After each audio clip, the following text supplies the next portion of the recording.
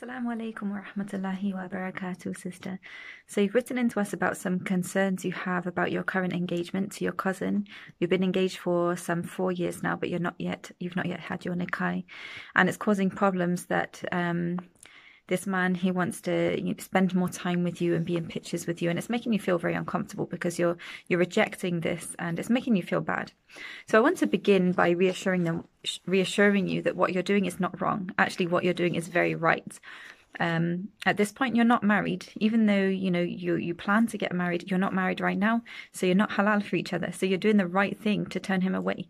You shouldn't be talking to each other. You shouldn't be with each other and spending time together, especially alone. So you're doing the right thing right now. So let me just reassure you, you have nothing to feel guilty about right now. Maybe you feel guilty because he wants to talk to you, but you're kind of pushing him away, and that's what's making you feel bad. But you're doing the right thing. That's the right thing to do. So you don't need to feel bad about that. As you may know, spending time together with the opposite sex, especially in close proximity, can only lead to haram. So you're doing the right thing in pushing him away from that and protecting both of yourselves actually from falling into this trap. But at the same time, at your age, as you prepare to get married, you have needs that need meeting, and that's what can be done. Those are the needs that get met through marriage. And so his behavior towards other women that you've seen that did not make you feel very happy towards him is really just, I guess, his way of dealing with his desires, which can be solved through marriage. So I'd ask you at this point, if you're definitely committed to marrying him, why are you delaying the marriage? Is there any legitimate reason as to why you're not getting married right now? Because if you get married, then this is really going to overcome these difficulties that you're facing, but also those that he's facing too, and that he's perhaps feeling frustrated. He's looking for a spouse, and he's kind of looking to have his needs met in the wrong way. It doesn't make his behavior right, but it just kind of helps you to maybe understand why he's doing it. That if you guys were married, then he wouldn't be searching for or looking at other women.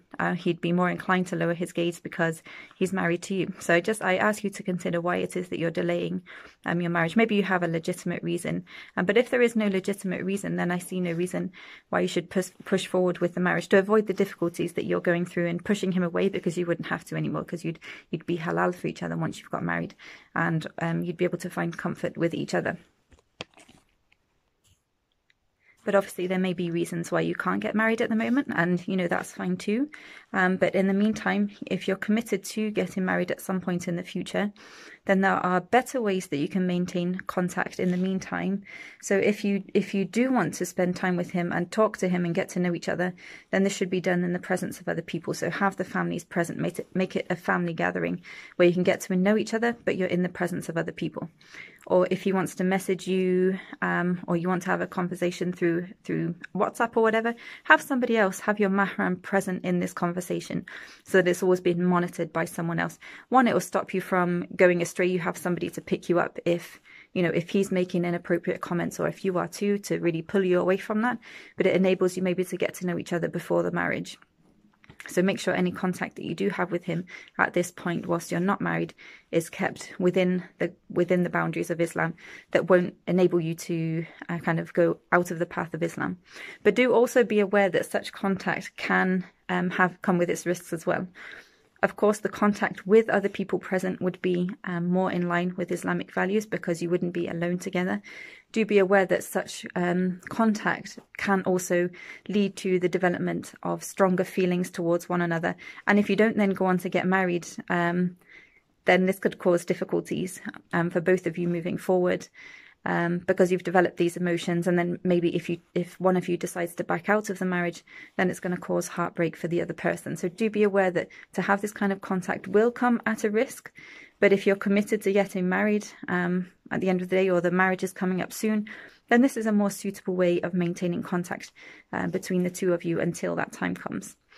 So may Allah guide you both on the correct path. May He bring you strength in yourselves, in controlling your nafs and controlling yourselves, and may He grant you a righteous spouse who will be the coolness of your eyes in both this life and the next. Ameen.